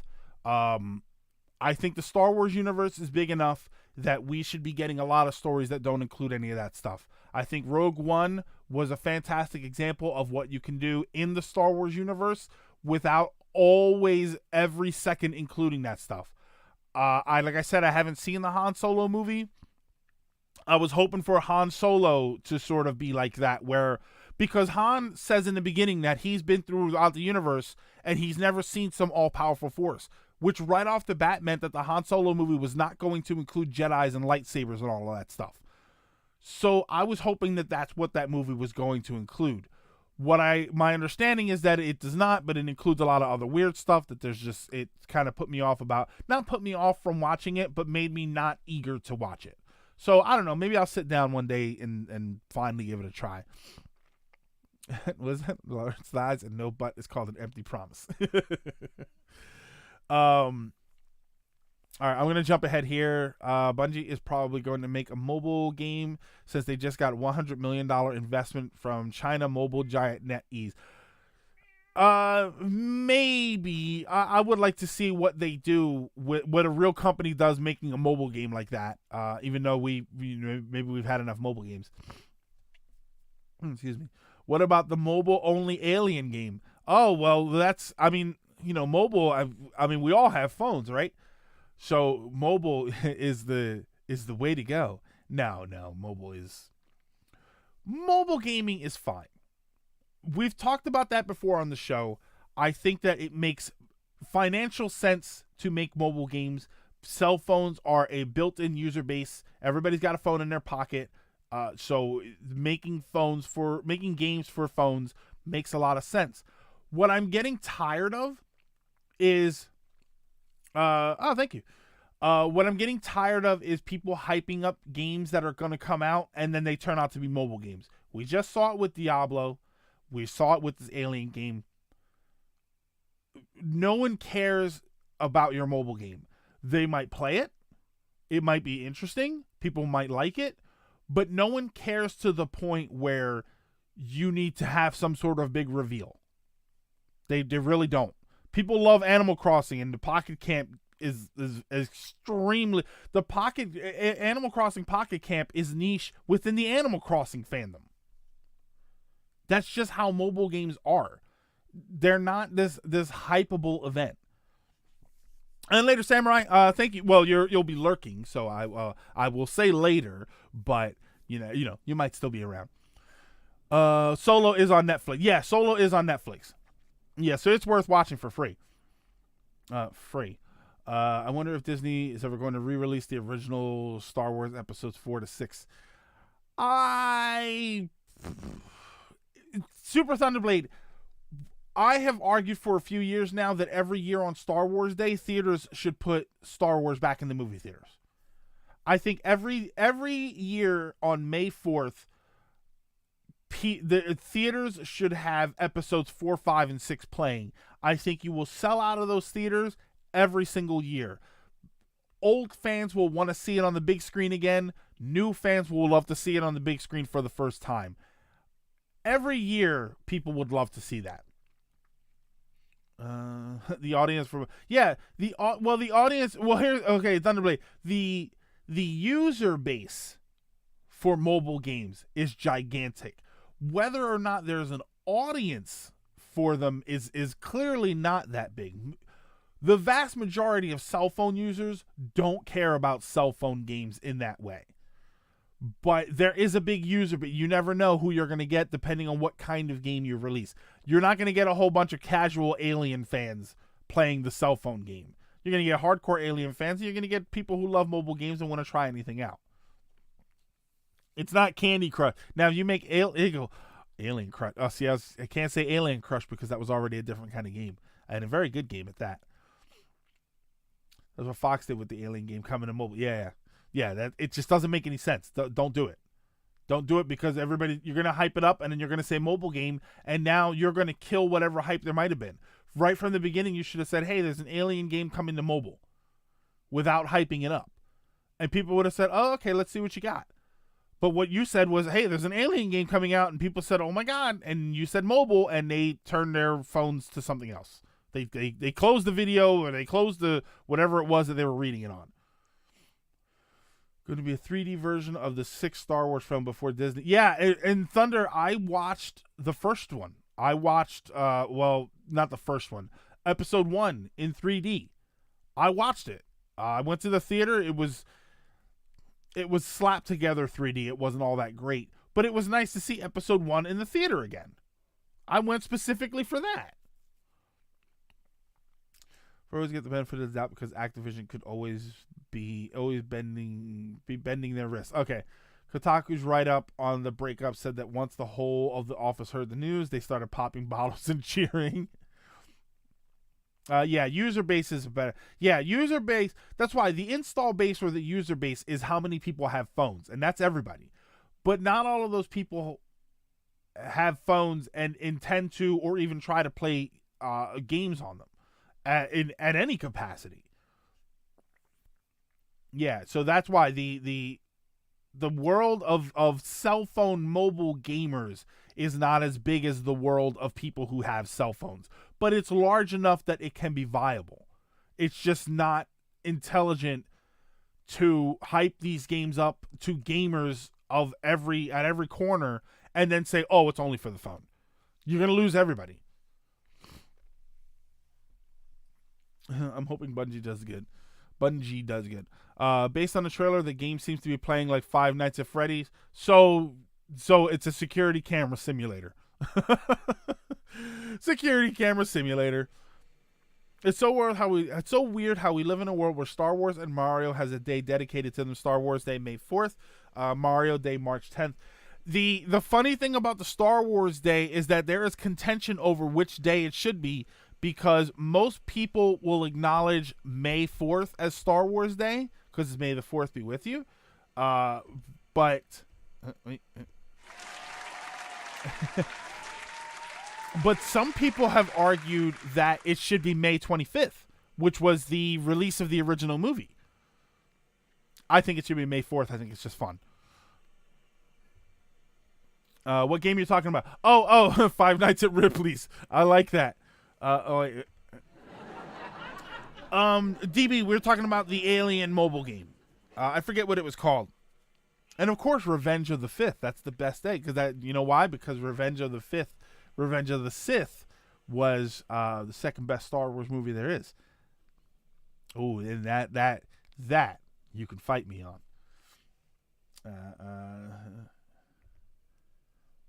Boo, you suck. How about no Star Wars Day? Agree? No, I do not agree. I love Star Wars Day. My biggest problem with Star Wars Day is that I'm never able to celebrate it, and no one around here does celebrate it. People, I see pictures everywhere, and they do stuff, but I would love to go to a theater that has Star Wars on at that day. Finally, someone who appreciates Episode 3. As far as if I were to rank the Star Wars movies, which I have ranked the Star Wars movies, Episode 5, Episode 3. Absolutely. I think Episode 3 was a better put together movie. I think it was more interesting. I think it did more for the Star Wars lore than even Revenge of the Jedi. Episode 3 greater than 6. There, I said it. Alien seems like rather in-depth IP to be on a phone. I think DB. I think you're supposed to play it with the lights off. I don't know. Whatever they think is gonna work for an Alien game on your phone, but yeah. I can't rank episodes 4, 5, and 6 above another one. See, and that's the thing, Suave. I can't. I used to not be able to imagine that either. But when you, against each other, you mean they're one whole to me. No, I can definitely put episode 5 above the others. Oh yeah, absolutely. Jedi Revenge of the Jedi. It's Revenge of the Jedi. Turn down the brightness to enjoy the game. But Thunder, so many games do that, don't they? They start out with change the gamma or change the contrast on your TV. An X and her family used to go in hard on Star Wars Day. I love it. I couldn't get into it, but the enthusiasm was fascinating. It's great. It's so. I don't think there has ever been a movie franchise that has brought people together and captured people's imaginations the way Star Wars did. And I think part of that is that even back then, it captured the imaginations of people who were not really, really into that sort of thing. I wonder why Mario Day isn't celebrated as much as Star Wars. That's because every day is Nintendo Day. I mean, they're both extremely popular around the world in terms of franchise. Star Wars changed almost everything about movies. Yeah, there was and that is another thing, DB. Star Wars, there was a lot of things about movie making that changed because of Star Wars, the way movies are presented. There's a great scene in that 70s show. For anybody that used to watch that 70s show, you know the dad, Red Foreman, is one of the greatest people ever, even though he was a horrible person at the same time. There's an episode where Star Wars first comes out, and he goes to and this is what I imagine was happening. He goes to the theater because he's hearing about Star Wars. So at the end, it's him and what's her name, Kitty. They go to the movies, and he's sitting there watching it, and all of a sudden the lights start flashing, and he's seeing it, and it's coming to life, and he goes, "Whoa!" And he puts his arm around what's her name. It's like, this is great. Like this is what I imagined was happening. That people were going to the theaters thinking, okay, it's a space movie about evil space people, and they were sitting there thinking, holy crap, this is amazing. I feel like it got people to imagine.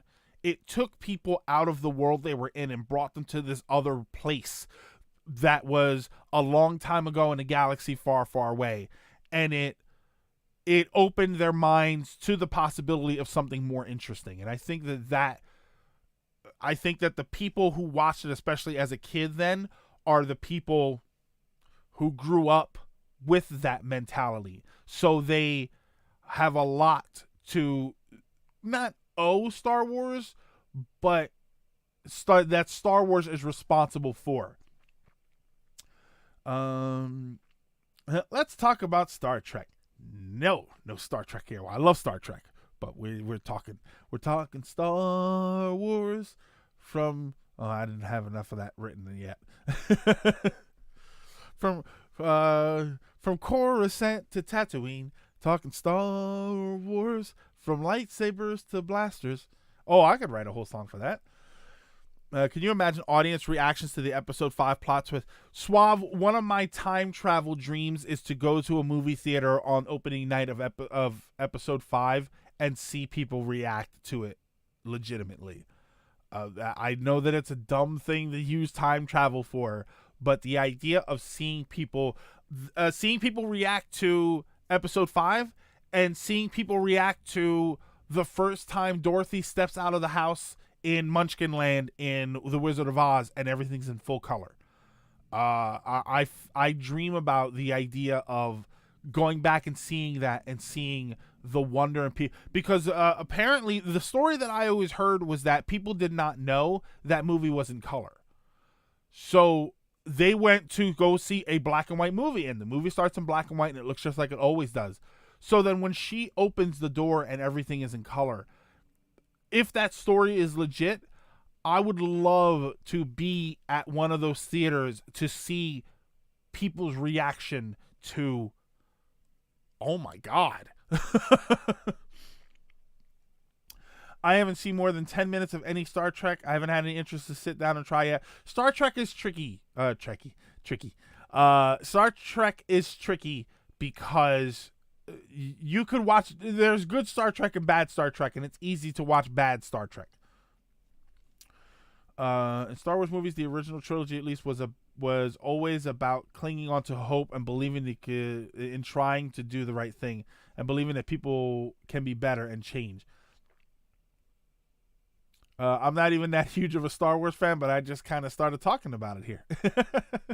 The other thing is that Star Wars came out a decade after the global space race, so it was a continuation of a point of history that, yeah, I guess so. Their minds were still in space.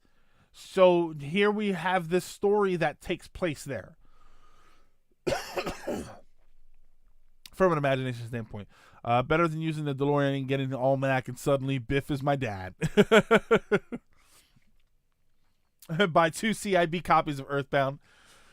Star Tricky. Then they do the Oz the Great and Powerful too. No. I think people knew that movie was going to be in color. Was Wizard of Oz in black and white? I thought it was the beginning. Well, not color, basically, not color. Next gen is good. Hey, grant me power. Grant me power. Haven't been here in a while. You don't have to apologize for that. Trek has a high bar of entry. There's just a lot. Lizard, if you try to get people into Star Trek by showing them the wrong episode of TOS, you'd lose them fast. I'm a Star Trek fan, and I can't even deny that. You show them that episode with that dog with the horn on it, and it was supposed to be an alien, you're going to lose people quick.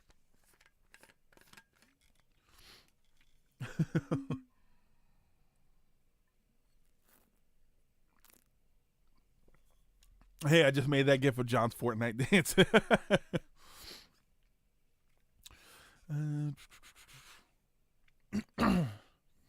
Not as high a bar as Universal Century Gundam. Okay. All I know about Star Trek is that Kirk is horny for women. Picard is also Xavier. Well, yeah.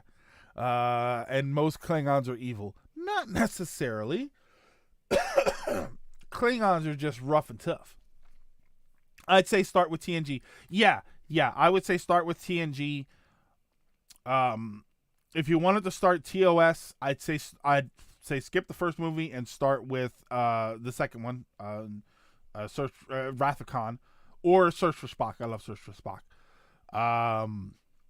I'd probably say start with Next Gen before TOS though. Personally, I like Voyager, so. But Star Trek is for nerds. Nerds. How to get into X-Files. Watch a banned episode. That's how to get in and out of X-Files really fast. That episode was great. It was called Home. It was a banned X-Files episode. They showed it once, and then years later, they got the rights to show it again.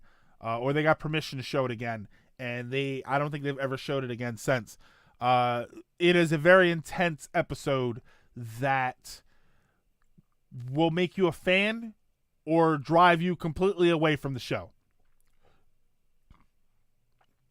TNG is a lot of fun and thought-provoking at times. Yeah. That's what kind of sad about this point in history. Very much like Brad Pitt said in Fight Club, we're the middle children. To have a holy crap moment of level these moments Greg mentioned. Oh, yeah. You'd have to go into a movie that was done completely with holograms or something like that because it's only technological jump. Yeah. DB, you're absolutely right. You would have to go into a movie and be wowed in a way that you didn't know was possible. And people are always trying to replicate that. Everything from 3D to those interactive movies, which are really at like theme parks, where when there's water on the screen, they splash water or something. You know what I mean? Like those sort of things, which are more like rides than anything else. All of that is designed to try and surprise you into an amazed reaction, but it doesn't work anymore. And part of the reason it doesn't work, and we talked about this during I did a thing about spoilers. Part of the reason is that with the internet culture the way it is, we'd find out about it months before it even came out. So we wouldn't be surprised.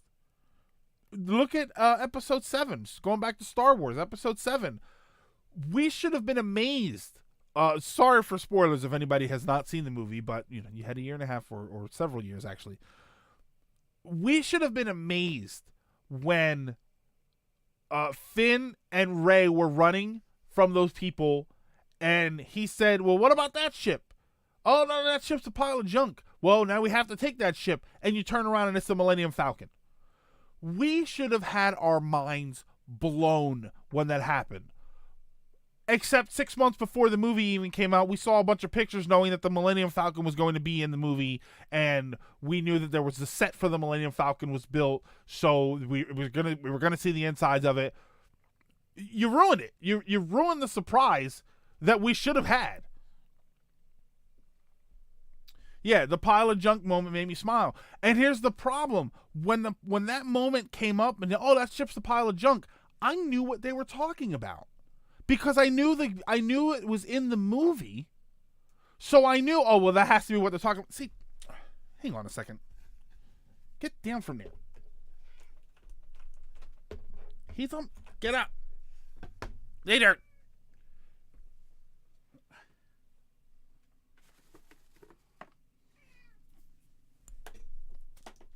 Get out from there.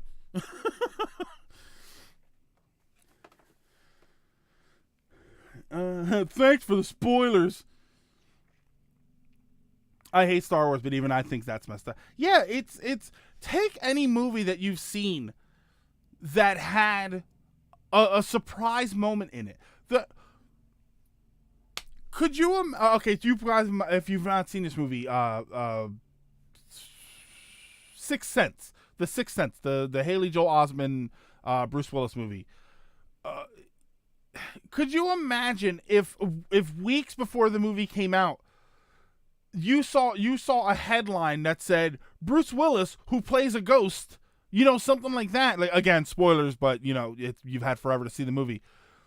Could you imagine if you saw a headline that said Bruce Willis, who plays a ghost in the upcoming Sixth Sense movie?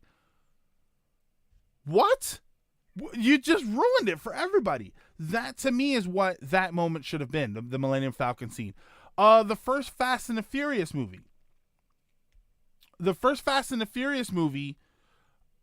When you find out that he's a cop, you find out that Brian, Paul Walker's character, is a police officer. You find it out early. You're not supposed the Vin Diesel's character is not supposed to know that he's a cop. Nobody is. So you find out relatively early that he's a cop.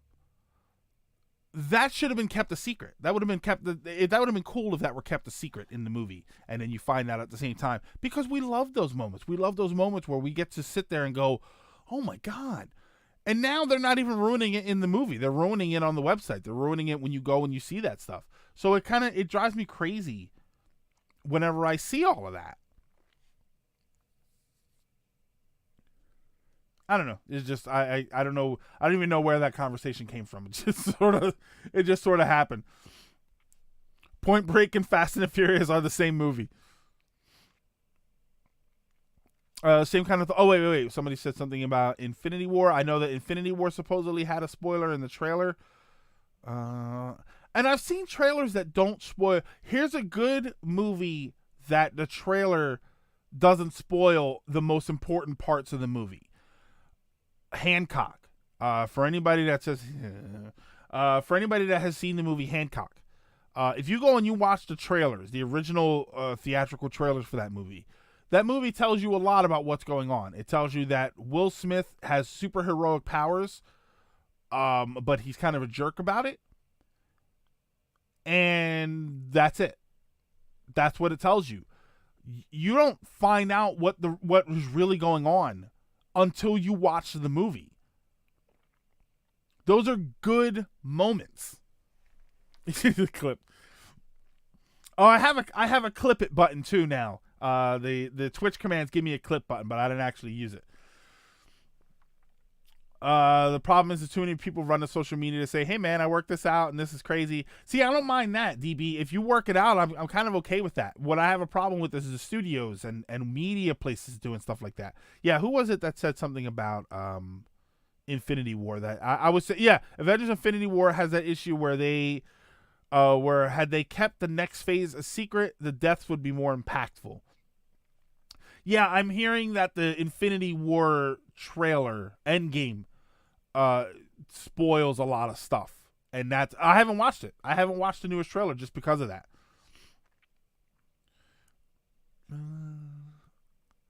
You wouldn't figure out the way things go down until about 2/3 of the way through. Okay. Imagine a Sonic movie actually having some kind of twist that the trailers don't spoil. And here's the thing, John. I don't know that every movie needs a spoiler moment now. I don't think that they all need them, but everybody wants them and people like them. So put them in there. But keep them a secret. I had similar thoughts about Thor Ragnarok. I would have loved to see the reactions if no one knew he was in the movie. Yeah, I think that would have been a little more interesting. He might have been too big a part of the movie to keep him a secret. But I think it would have been pretty cool if you were watching the movie when Thor finds out that the Hulk is there. That's when you, the viewer, should have found out. That's when you could have said, "Oh my God, it's the Hulk." That would have been cool. But he was in the commercials, so we knew. There was no surprise. The Infinity Gauntlet book spoils the movies. Not all the way, Lizard. I mean, at the very least, his motivations were different in the comics than they were in the movie. And I'll be honest, his motivations in the movie were a lot better. The comic was a little dumb. Yeah, what about alternate ending for I Am Legend? That's a whole different problem, Ace Fox. The alternate ending for I Am Legend, which is the one that made more sense, but they cut it out because people in the test markets said that they didn't understand it. So apparently they were showing the test market, the movie, to idiots. I'm sorry to be so harsh to the people that said that stuff, but if you've ever seen the alternate ending of I Am Legend, it makes way more sense than the ending that they put into the movie, and they changed it because the people in the test group said that they didn't understand it.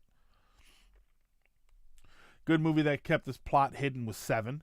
For some reason, I always get Hancock and I Am Legend confused. I've never seen either, though. Meaning, Hancock is fantastic. Hancock is a great movie. I really like that movie. I Am Legend is a fine movie, but because of the ending, it loses its luster. In the comics, Thanos wanted to bang. Yes, he did. Yeah, the alternate ending fits more with the book. Speaking of Sonic, lights, camera, action started playing. Oh boy. Only thing I know about I Am Legend of Pupper. No. Oh yeah. I Am Your Legend. ideas are intriguing to me, and I wish to subscribe to your newsletter. Gordo, thank you so much for the follow. Absolutely appreciate it. I Am Legend is Last Man on Earth, starring Will Smith. That's hot. If I made I Am Legend, I would want a cool ending and for the dog not to die. Kind of like what happened with Blade Runner. They made like a gazillion different versions to bring back the.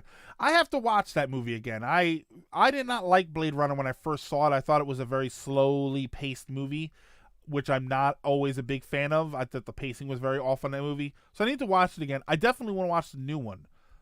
I'm very interested in watching that.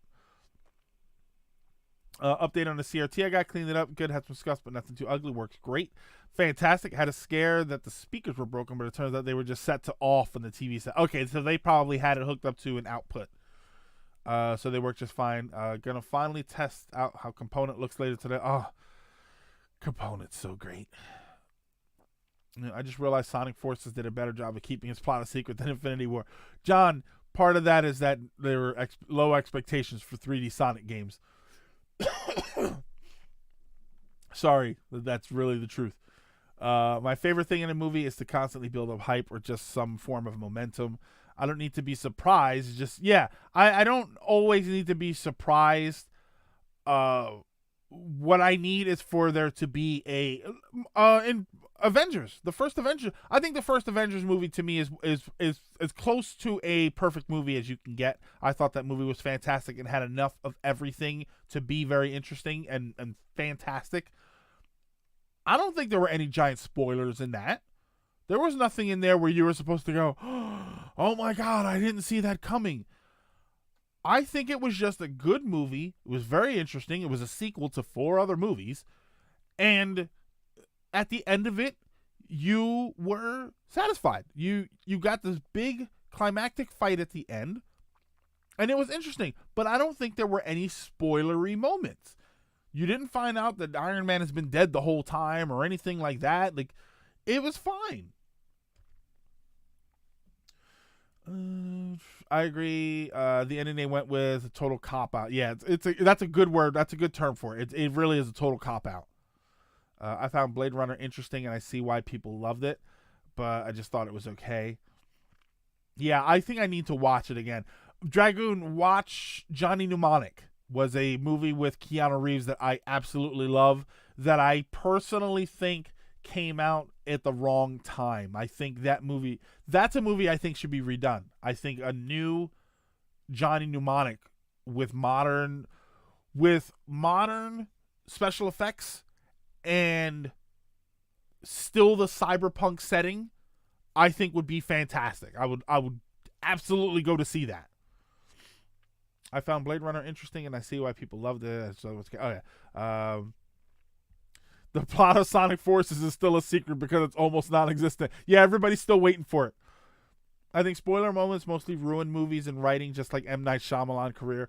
I think they're fine. The problem is just when people go in to expect a twist, it's not as much a twist anymore. Keanu Reeves doesn't get the credit he deserves. I think he gets the credit he deserves. I think we've moved away from Bill and Ted, that surfer burnout mentality that he used to be tagged with. And I think we're at a point where Keanu Reeves is getting the respect he deserves. I think we're not getting respect for the older Keanu Reeves movies that we should. I think that movies like Chain Reaction, Point Break were fantastic. What's it called? Like I said, Johnny Mnemonic I think is a fantastic Keanu Reeves movie that I think kind of gets lost in the loop sometimes. I think it's on that level of Fifth Element where it should have that kind of cult following, but Fifth Element just has a way bigger following. Constantine I think was a terrific movie. I love that movie. I can quote that movie more than I probably should. It was because it didn't keep up with the Avengers hype.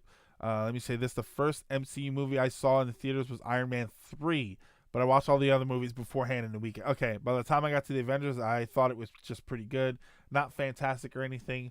But I think that's because well, you know what, Minion, I wouldn't say that it was because you didn't keep up with it. I would say it's because you crammed it all into one. So it was almost a little bit of burnout by the time you got to Avengers. Mind you, the Avengers, like I said, was a follow-up to basically 4 different movies. But those movies were spread out over several years. You know, what you did was you watched them all at once. So by the end, yeah, even the hardcore Star Wars fans will probably try and watch 1 through 6, and by the 4th one, like, okay, I need a break. We should fear Keanu. The man's immortal. yeah, I've seen those theories that he's actually immortal. It's M. Night Shyamalan. No, I thought it was M. Night Shyamalan Ding Dong. Or Shyamalama Bang Bang. I think I'm going on a Keanu-thon this weekend. Ooh, Keanu-thon. That's tricky to put together. I wonder what movies you would have to put together to get one of those. I think a lot of Avengers movies you can watch at home. The ones you see in the theaters are definitely Avengers. Winter Soldier. I think Winter Soldier could be watched at home. I don't think there was enough of a spectacle. I think Civil War was a theater movie. Civil War had visual spectacle that can be appreciated in the theater more.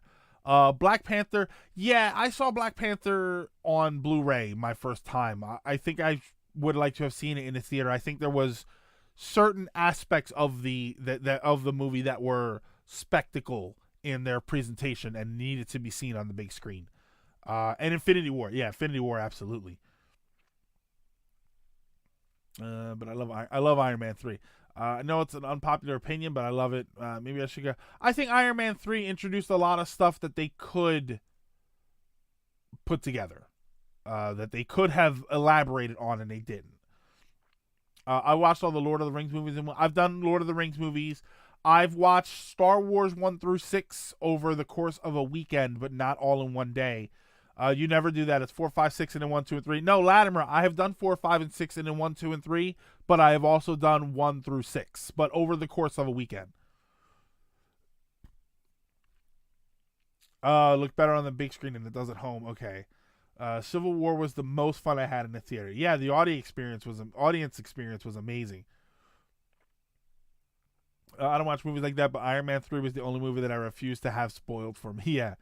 Speaking of marathoning shows, would you ever marathon every episode of The Simpsons? No, because once you get past season 12, I lose interest in The Simpsons. Unfortunately, the quality, there was a noticeable drop-off in quality on that show. And unfortunately, I do agree that it was the season with Armin Tamzarian, I think there was a jump the shark moment there that was just... It was a bit too absurd, and from then on it just it got ridiculous for the sake of being ridiculous. I still need to continue all the Marvel movies up to Infinity War. I got stuck on Guardians 1. I think the only movie I haven't seen in the Marvel universe is Thor: Dark World. I haven't seen Dark World. I've seen everything else. I finally watched Spider-Man: Homecoming. I bought Black Panther a few months ago. And I think that was it. Those were the only ones that I was really missing. And Thor 3, which I watched, which is a spectacular movie. We'll go see that. Korg is my favorite character ever. Guardians 1 is definitely a movie. Yeah. Guardians 1 was a movie to watch in the theaters. Guardians 2 was, it was okay. It was good. All right. So it's 5 o'clock. Wow, we actually went all the way to 5 o'clock. I'm not used to doing that. You don't need to see Dark World. It had to compete with Family Guy at that point. Yeah, Linux, it had to compete with Family Guy, but at the same time, it didn't need to. It had its own name that it could have worked on, and it had its own name that it was living off of, and could have used that to say it doesn't need to change, but instead it changed, and it was for the worse. So we are at the end of the stream here, so let's... Yeah, we get the buttons ready. I want to thank you guys for stopping in, for hanging out. We tweeted the GIF of John T. Okay, all right, thank you for that. I'm gonna go on and save that now. Thank you guys so much for stopping in and hanging out. This is always for all the streams that I do during the week, and for all the streaming that I wish I could do. This is always one of my favorite moments for the week, is being able to come here and talk about some of these goofy topics. And I mean, I started today, we had 2 topics and we still went the whole time. I was really, every time I come on the show and I only have 1 or 2 topics, I expect to do a short show, and most of the time we make it the whole 2 hours and we just ramble. But thank you so much for stopping in and hanging out. Yeah, Linux, it was good to have you. It's good to have everybody here. Don't forget to check your DM. Oh, I have it already on my phone. I'm gonna go to it right now. But I want to thank you again for stopping in. I want you guys to have an amazing weekend. I want you to hang out. Go see Spider-Verse, like Latimer said. I have not seen it, but I keep hearing nothing but amazing things about it, which is appropriate since it is a Spider-Man movie, so it should be amazing. You guys have an amazing, amazing weekend. I will see you on Monday. We're going to play more Golf Story. Yeah, I think we're going to play more Golf Story here. For now, enjoy yourselves. Play some fun games. Enjoy yourselves. Wait. Enjoy some fun games and enjoy yourselves. And like I said, I will. Oh, wait, here we go. I will see you guys next week.